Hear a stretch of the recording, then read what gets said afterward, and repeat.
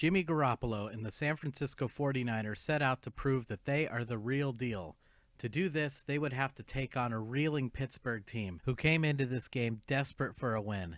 They were undermanned but well coached, and they fought hard. Did the 49ers accomplish this? Well, the only way to tell for sure is to take a look at the tape. So let's get right into it. Now, the story of this game, of course, was the turnovers. There's no way to avoid talking about it, so let's take a look at them and see what the tape tells us. Let's see what we can learn from these early miscues by the 49ers. The 49ers start off this first play with a dazzling array of run fakes to set up a screen pass for Matt Breida. Garoppolo's pass hits Breida right in the hands, and he can't make the catch. The ball is tipped up into the air and intercepted by the Steelers.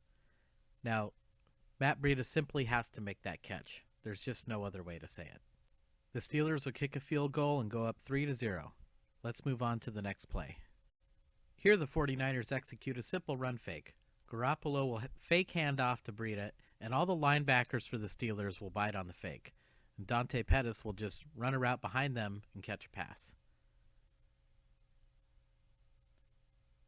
Garoppolo hits Pettis in the hands, and Pettis can't make the catch.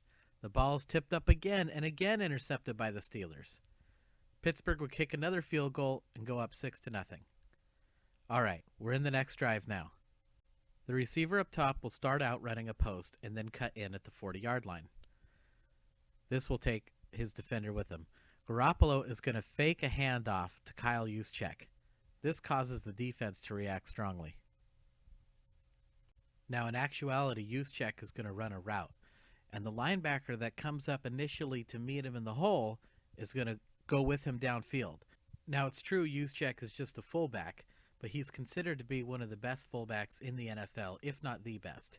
And he's extremely athletic, and once he has a step on the linebacker is already beaten on the play. Now, you may wonder if the safety will have an impact on this play. And the answer is sort of. He plays this pretty conservatively and backpedals pretty hard right at the snap. And only once he's sure of where Garoppolo is going with the football does he come over to make a play. And Garoppolo will have to fit the ball right in between the linebacker and the safety.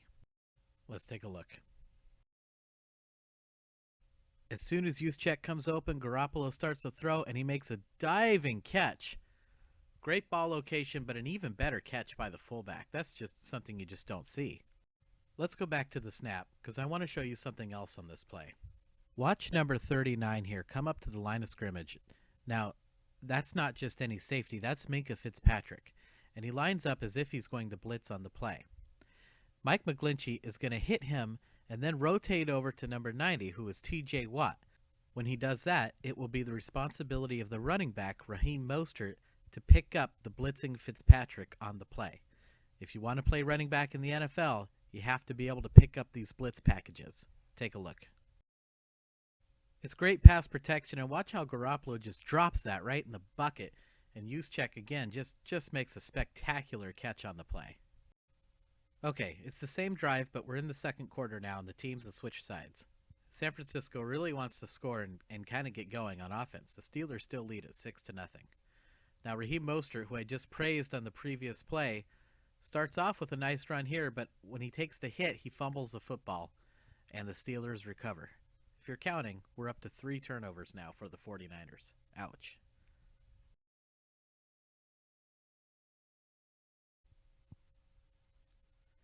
Check out the offensive line here. They open up a nice hole for Mostert to run through, but he just loses control of the ball.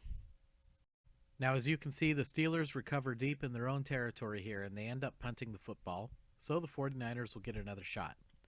Now, notice a man moving into the backfield next to Garoppolo there. It's split backs, but that's actually not a running back. That's Deebo Samuel. And the fullback, Kyle Juszczyk, is in the slot receiver position. Now, I believe that this confused the Pittsburgh defense because both of the linebackers key in on Samuel here. Juszczyk just runs about 10 yards down the field and is wide open. Garoppolo hits him with the football, and Juszczyk puts Minkah Fitzpatrick on his back right there, just throws him aside like he's nothing. Fitzpatrick had a great game for the Steelers, but this is a play that's going to be on all the highlight reels.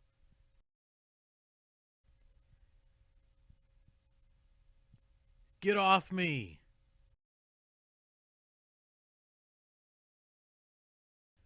Okay, the 49ers start this play in an I formation. And you notice they're going no huddle here. That's one way to sort of mitigate the pressure that Pittsburgh will put on with various blitz packages, etc. The 49ers will start this play with a fake handoff to the running back, and this will draw the attention of the linebackers. Now check out Deebo Samuel at the bottom here. He's going to go deep, and the corner will go with him. Up top is Marquise Goodwin. Now, if you remember from last week's video, we talked about the number one priority when defending Marquise Goodwin is don't get beat deep. So both the corner and the safety backpedal pretty aggressively here. When they do that, Goodwin will just cut into the middle, and Garoppolo will hit him with the football. Let's take a look.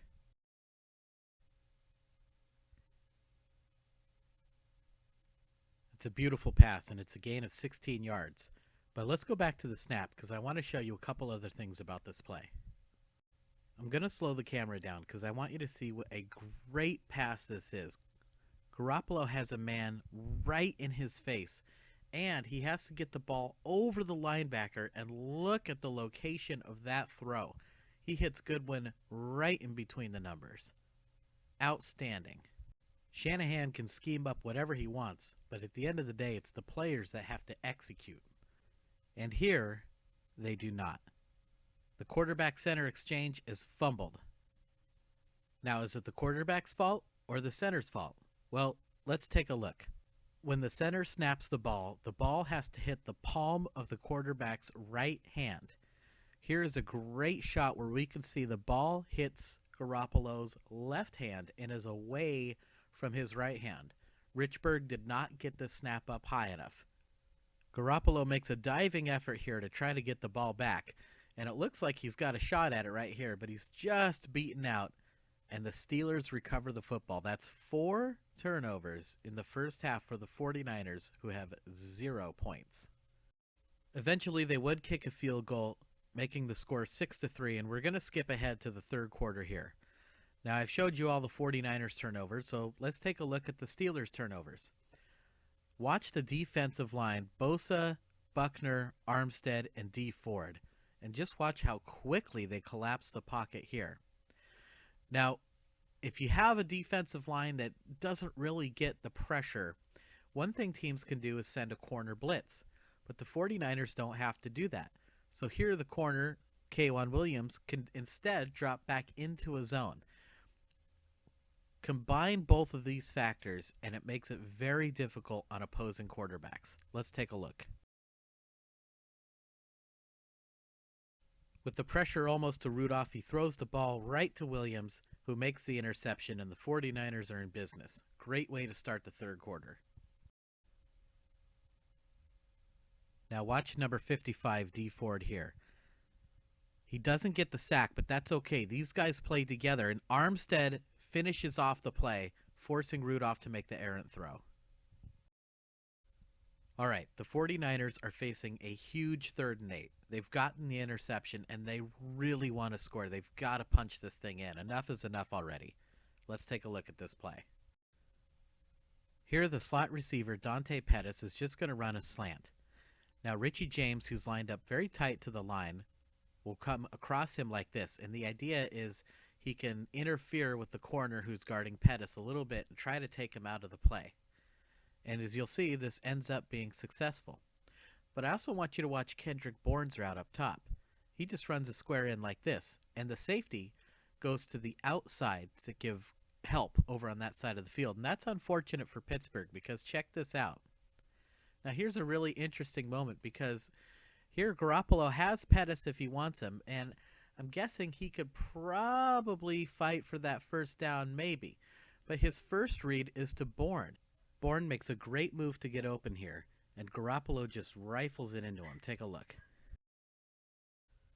Excellent run after the catch by Bourne, who gets it down close to the goal line. Now let's go back to the snap. Okay, Kendrick Bourne is off to the right, and I'm going to circle him here because I want you to watch something. Specifically the hand checking that goes on between him and the defender, because I'm going to freeze it at the moment he gains separation because it's such a great move. You see they're fighting. Now Bourne's got his hand on him, and I just didn't want some nut in the comments saying, oh, Bourne pushed off, because this isn't a push-off here. He doesn't materially affect the defender. What he does do is give him a really nice move to the outside. You can see his shoulders pointing that direction. And then he very quickly changes direction to the inside. And then look at the location of this throw by Garoppolo. Very nice. This time the Niners would punch it in and finally take the first lead of the game, 10-6. All right. The Steelers punt. The Niners come back, and they've got a play-action fake set up here. Now, this is an incomplete pass, but it's such a beautiful throw to Deebo Samuel, and he almost makes the catch. And, I hate to sound like that old guy, but in years past, that would have been considered a catch and a fumble and a recovery by Deebo and about a 50-yard gain on the play. But there's new rules in the NFL now, and whatever, so be it. The Steelers would end up getting the ball back, and they would add a touchdown of their own and go up 13-10. Now, one thing about the first half is the defense consistently bailed out the offense when the offense turned the ball over. Well, in this case, the defense kind of made a bonehead play giving up the long touchdown, and now it's up to the offense to bail out the defense with a long drive of their own. And this is football at its best. When the offense can help out the defense and the defense can help out the offense, you've got a great team. And special teams played well in this game too. All right, let's check out the next play.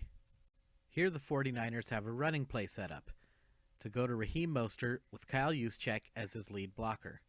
And the Pittsburgh defense reacts very strongly to the run. This is a problem for Pittsburgh because this isn't a running play. It's a fake. The two receivers at the bottom are going to be covered by the corner and the safety one-on-one. Now, Marquise Goodwin cuts across the field like this, and the safety will be responsible for picking him up. This leaves the receiver at the bottom, Deebo Samuel. That's right, they're going to go right back to him. He's one-on-one against the corner. The safety's primary job on the play will be to not get beat deep by Marquise Goodwin, and the same is true of the corner as well, so Samuel can cut in whenever he wants. He's just going to wait for Goodwin to clear first, and look at that separation he got. My goodness. Now notice the safety had to wait until he knew where Garoppolo was going with the football before he could rotate over and help make the tackle on the play. The Steelers were very lucky this wasn't a touchdown. And look at Jimmy reading the safety here. He watches to see where he is first, so he can hit the big play to Goodwin if the safety misplays it. The safety does not, so Garoppolo then turns to make his next read on the play, which is to Samuel. Again, you're going to see an especially accurate pass here. Very nice. Now this next play is pretty simple, and I'm going to circle Dante Pettis here. Now, one thing about Dante is we know he has the outstanding ability to create separation, and you're going to see it on this play. But, well, to be frank, some of us have kind of questioned his toughness. So I included this play because you're going to see Pettis take a hit from behind and hang on to the football, which is very difficult to do when you can't see the hit coming. He absolutely gets clobbered here. Very nicely done by Dante. Okay, the Niners punch it in, and they go up 17-13. But the Steelers score on another long touchdown pass on a blown coverage. So it's going to be up to the offense again to rise to the occasion. They're in the fourth quarter now, and the Niners start this drive with a beautiful long pass by Garoppolo. Let's check it out. They start off with a fake handoff to Kyle Juszczyk, and again, almost the entire Steelers defense bites on the fake, leaving these two receivers one-on-one against these two defenders. The flanker up top will go deep, taking his defender with him. The safety in the middle of the field decides to aggressively backpedal, so he's going to be too far away to guard Marquise Goodwin, who's just going to cut to the sideline once the flanker up top goes by him. See, this is kind of like the Deebo Samuel play, except instead of cutting to the inside, Goodwin's going to cut to the outside, and you can see he is absolutely wide open. Garoppolo waits for the defender to go as deep as possible so that he has maximum space to make this throw, because this ball travels a long way in the air.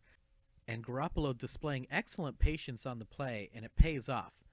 Now the ball had to go 30 yards vertically and 30 yards laterally as well. See, he's throwing from the right hash all the way to the left side of the field, and look how effortless this seems. Niners are well on their way to scoring the winning touchdown. Or so they thought. They get down to the goal line and disaster strikes. They fake the jet sweep to Richie James. The ball is snapped right when he's over the center, and the result is a fumble. Now you may wonder, why would they risk faking the jet sweep like this when they're this close to the goal line towards the end of the game? And well, look at the Pittsburgh defense. Look how they're all flowing in that direction. And when you can get a defense to do what you want like that, that gives the offense a big advantage. And a lot of teams run this play, and it takes precise timing. And the 49ers just mistimed it. So the Steelers get the ball, and now they're looking to punch this game away. But the 49ers get the ball right back. Eric Armstead, who's playing outstanding this year, punches the ball out, and DeForest Buckner recovers. This defensive line for San Francisco is something else.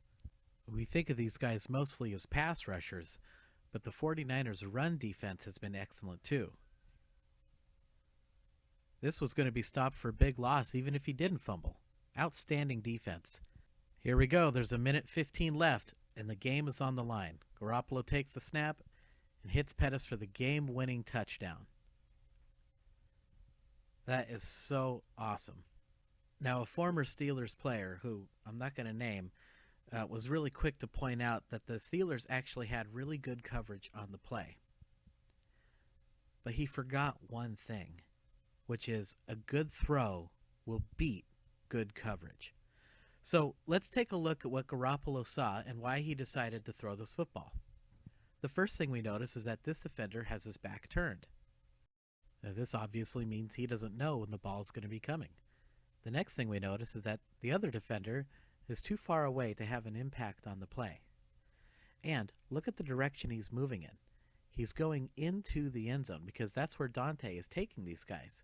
So he takes these guys deep, and then he curls back around, and that's where Garoppolo is going to put the football. Now, there's a catch. If for some reason they're not on the same page and Dante, for example, runs to the corner, this ball is going to go 100 yards the other way. Of course, he's not going to do that. He turns around just as Garoppolo expects. Jimmy puts the ball right on him. It's a great throw. It's great chemistry between the two of them. And ladies and gentlemen, the San Francisco 49ers have a quarterback. Now, don't take my word for it. The color analyst for the 49ers, Tim Ryan, called this a terrific throw. But don't take his word for it. The color analyst for the Steelers, Tunch Ilkin, also called this a nice throw. Good throws beat good coverage. Well, in this case, a great throw is definitely going to beat good coverage. Okay, one last thing I want to show you guys. Notice how quickly San Francisco breaks the huddle, goes right up to the line, and then immediately snaps the ball, and then immediately makes the throw. They gave the Steelers absolutely no time to diagnose this formation and guess what play was coming.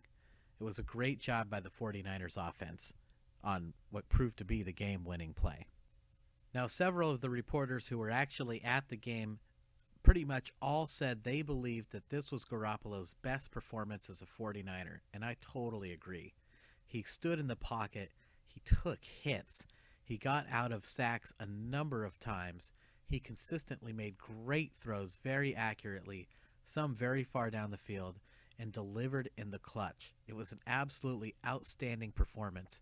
And I said this last week, but I'll say it again. I think the sky is the limit for the 49ers.